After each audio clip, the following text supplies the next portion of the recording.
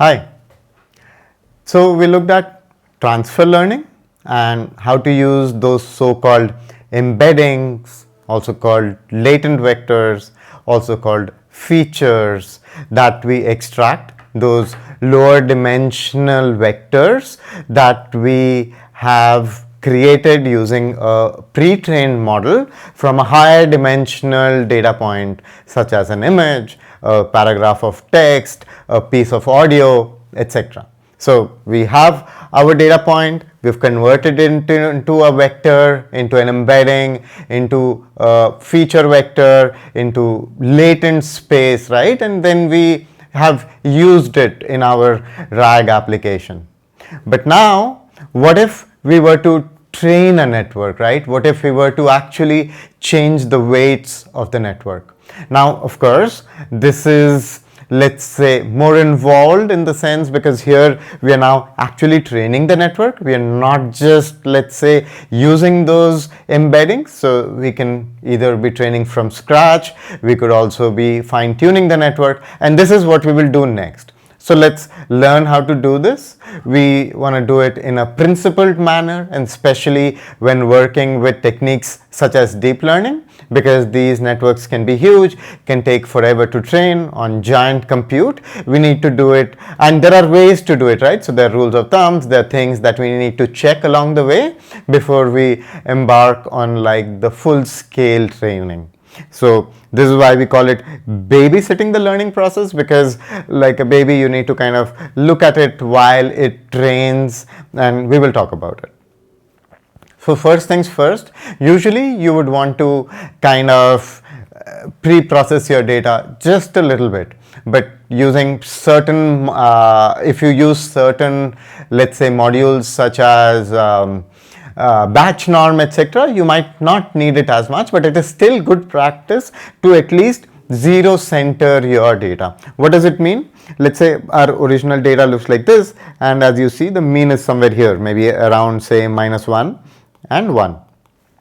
What we want to do is we want to find the mean of this data and then subtract this mean from the data, right? So let's say we have our data points xi, and what we want to do is we want to sum all this up and then divide, right? So let's say I goes from 1 to n, so we want to simply create the mean and then call it mu, right? And then what we want to do is you want to, from every xi, you want to remove this mu.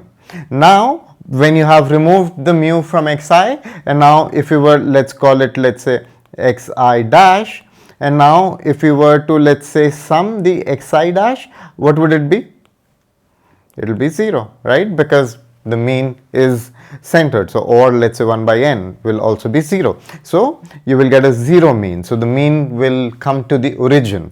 So this is usually something that we do. You can also go a step forward and try dividing it by the standard deviation. So you would, so you would then have a unit standard deviation. So you would calculate the standard deviation using your normal formula and then subtract, divide by standard deviation. So you would then do your xi hat divided by standard deviation.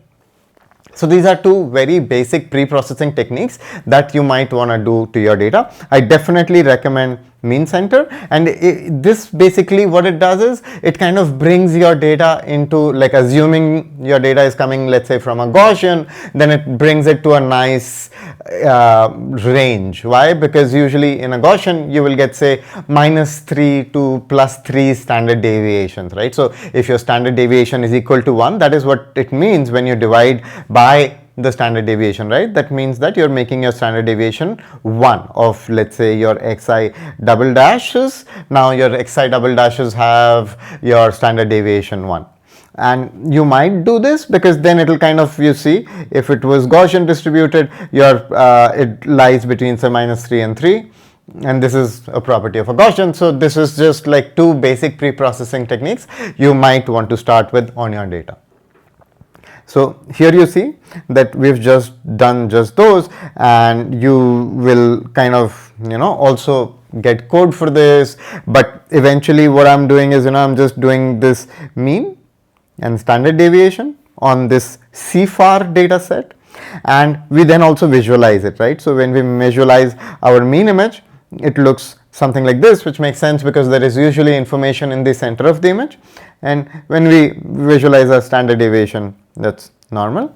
Then we also write a small function to then kind of do this centering, right? So we divide, subtract the mean and divide by standard deviation. But along with this division, so that we want to prevent division by 0, we add this small epsilon, right? And let's say epsilon here is 1e minus 10.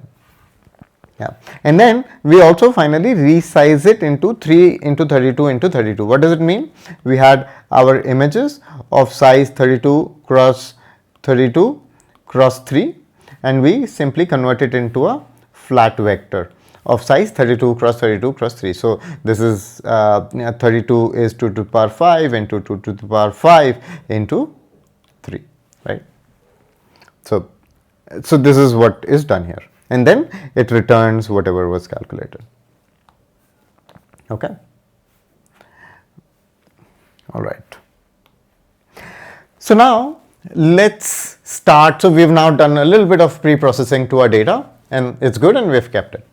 So our data is now, and now what we want to do is we want to kind of talk about our network, right? So we want to usually start with something simple. So the basic philosophy here is that whenever you want to solve a problem, let's add a lot of constraints, right? Like let's add these constraints and then solve the problem, right? So let's make the problem simpler by adding these constraints, and then let us solve that constrained problem. And then once we're able to solve that constrained problem, let's then remove these assumptions one by one, and then solve the more general, the real problem that we're interested in. So what we are doing is we are starting with, let's say, a very simple network, let's say a single linear layer, right? So things that we are used to. Usually you would start with something not just a single linear layer, and we'll see that in the next slide. But in this case, because we are doing CFAR, let's just assume we have a single linear layer that goes from 3072. So what is 3072? It's 2 to the power 5 into 2 to the power 5 into 3. So 32 into 32 into 3 is 3072. And then we have our vector of size, the CFAR 3072. And then we have the single linear layer which takes it, right? So our weights W, which takes it from here to a vector of size 10, because we have 10 classes in our CFAR dataset, ignoring all the biases. Yeah, so this is the simple, for our purposes here, we have decided to kind of go with this simple linear layer. But in practice, what you may want to do is you would usually start simple, right? So use a simple model. Let's say you can start with an ENet or the so-called crippled ResNet. So the first blocks, right? So that's a good choice. One common mistake we want to prevent is to train these models with 100 million plus parameters for a long time and then notice that, let's say, there was a bug in the data loader or there was a bug elsewhere. So this is what we are trying to prevent by choosing a simple architecture, right? So remember, the crippled ResNet 18 or the ENet are good examples to start with. Even a linear layer in our case is probably not a very bad example. Now, this is a very important step, and I cannot stress how important this is, right? So this is what I've seen a lot of people not put enough time and energy into. What we have to do here is to kind of visualize the data that we have along with its labels. So here we are only visualizing the data, but we should also visualize the labels. Are the labels correct? Is this indeed a horse, right? The class of the horse. Is this indeed a car? And so on. So you would usually use a tool such as Voxel 51. I highly recommend Voxel 51. So here you have various ways of visualizing the data that you have along with its labels, right? So we have this data here, it's visualized here with these so-called semantic segmentation labels. We'll talk about them later. Also with the class labels, that okay, it has a class label parking lot, it has a class label snowy, and so on. So Voxel 51 is a very good tool to use for visualizing image data, video data. If you were doing speech data, you have to figure out some other tools. But the message here is that please visualize your data. Make sure that the data that you have created is correct. Make sure that the data that is coming out of the data loader is correct, right? So usually what we want to do is we want to look at what data is going inside the network, and finally what data is coming outside the network, right? So the network is just this one box, and then you put some data into it, and out comes, let's say, our outputs. So Voxel 51, highly recommend, or a similar tool. Essentially the message is please visualize your data, right? If it is speech data, listen to it. If it is text data, read it.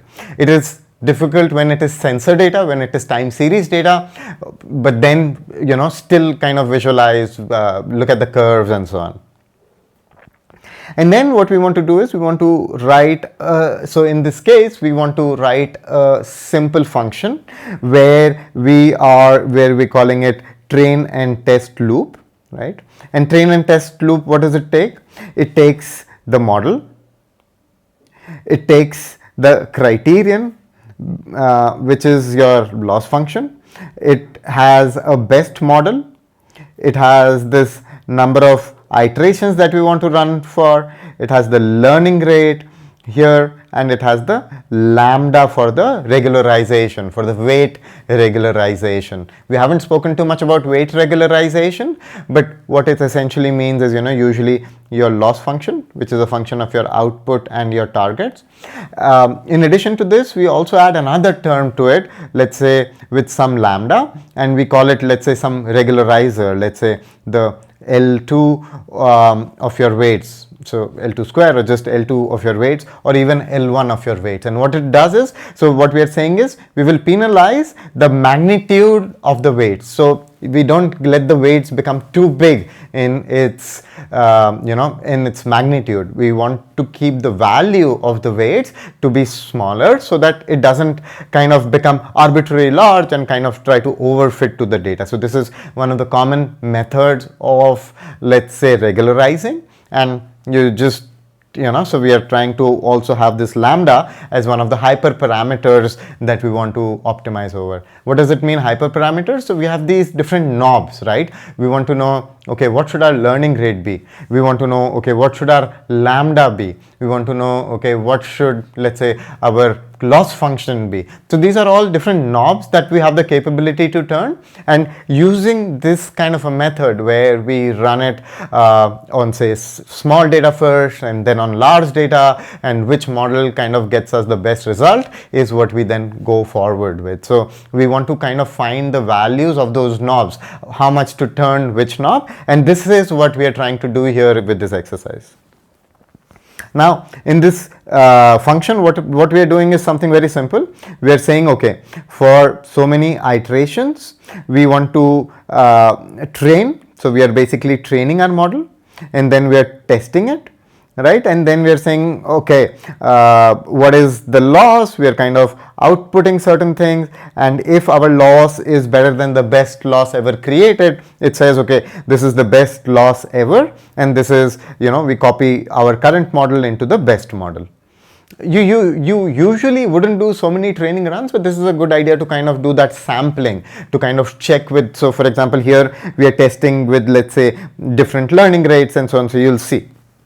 Right, but before even we get there, we want to check for a few things before we actually start running these, right? So for example, the very first thing we want to check is first disable the lambda, right? So we had our lambda for the weight regularizer, we are setting it to 0. Next, what we are doing is we are printing the loss even without doing any training, and we say that loss of about 2.3 is correct for a 10 class classifier. What does it mean? Why is it correct, right? So whatever is the loss that we achieved using random weights, the weights that were initialized randomly, we are claiming that this loss of about 2.3 seems correct. So we have to look at everything that comes out and we have to kind of think about it. Why do we think this loss initially is correct? And the answer is that this is a cross entropy loss, right? Because we are doing classification on 10 classes.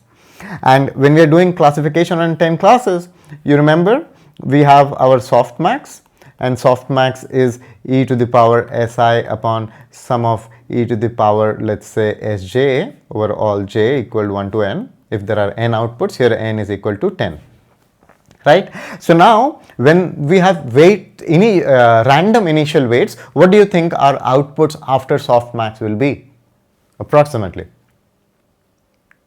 It'll be all 0.1s, right? Why? It'll all be 0.1s because we started with something random, right? And so all of them will have equal probability, and softmax will normalize it to sum to 1. So all the 10 classes will have the probability 0.1. And now what is, let's say this was the correct class. So what is the loss? Loss is nothing but the negative log of the correct class. And what is negative log of 0.1? It happens to be about 2.3.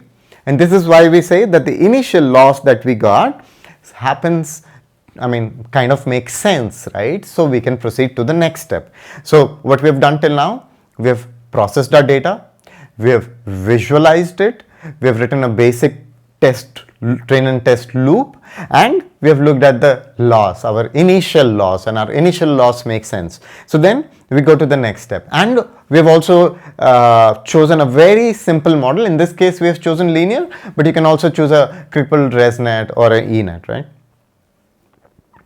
Okay, so now the next step you might try is to crank the regularizer, the lambda for the regularizer way up. Let's say 1000, so 1e3 is 1000, and the loss goes up, right? So this is another sanity check that your regularizer for the weight actually has some effect. So we are happy, and we kind of go to the next step. So we now actually try to train a little bit now, right? So we want to actually run it.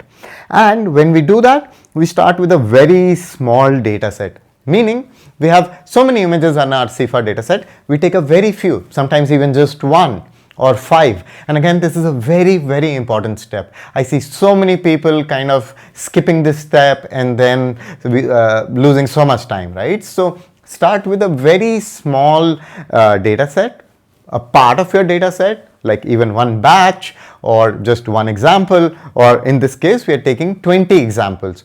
And now what we are trying to do is we are trying to overfit to these 20 examples and checking if our network is capable of overfitting. And our network should be capable of overfitting.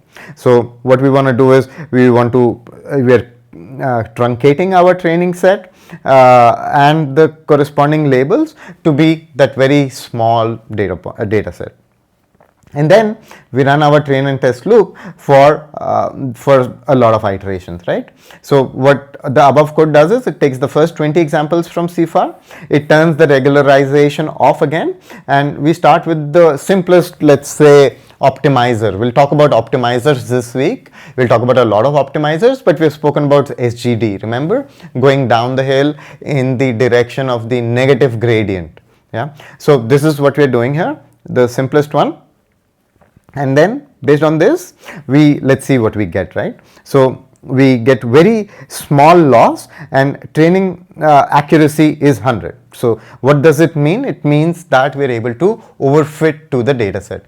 Remember, training accuracy and validation or test accuracy, and we should monitor both accuracies. Often I've seen a lot of people only look at validation accuracy. Validation accuracy is good, but we also need to look at training accuracy. How is it doing on the training set, right? So here we see that the best accuracy, and here remember what we did in the previous, we set our training set to be equal to the test set. Right, so we kind of assigned our test set. So TR is training and TE is test, and TR is, let's say, the first 20 images, and also to test we have assigned the same thing because we want to check the accuracy on the same training examples. So what we see here is our initial loss is about 2.3, which is good, and then initially we achieve about 11% accuracy, which is also something to think about, right? It makes a lot of sense. Why? Because it is around 10%, because initially when it is all random, every class has about 10%. So initially you should get about 10% accuracy because it has 10 classes. If there were 2 classes, you would get about like a coin flip, right? You would get about 50% accuracy. So here we get 10% accuracy and a loss of about 2.3, and they all make sense. We should be happy about it. And then we train, and very quickly we see that our loss has gone down. It's very, very low, right? It's 0.01, and accuracy is 100% on those training examples. So it means that we are able to overfit, and that's a good news, right? So now let's try to incrementally make the dataset size larger. So I would go from like 20 to maybe 200 to 2000 to 20,000. But here, let's just go down, let's just use our entire training set. Here, now let's put some values for learning rate and lambda. So we put a very, very small value for learning rate and very, very small value for the weight regularizer hyperparameter lambda. And then we try to train it for 10,000 steps. So we see that your training loss has not reduced much, and we see that the validation loss has slightly improved, right? So here, remember, we're training on the entire data set, and we are now training with a very small learning rate of 10 to the power minus 7. Right, so we see that loss is barely changing, learning rate is probably too low is what it means, right? Because loss is not changing. And one thing to notice is that the validation loss still increased a little bit. Why? The validation accuracy, it still got better slightly. Why?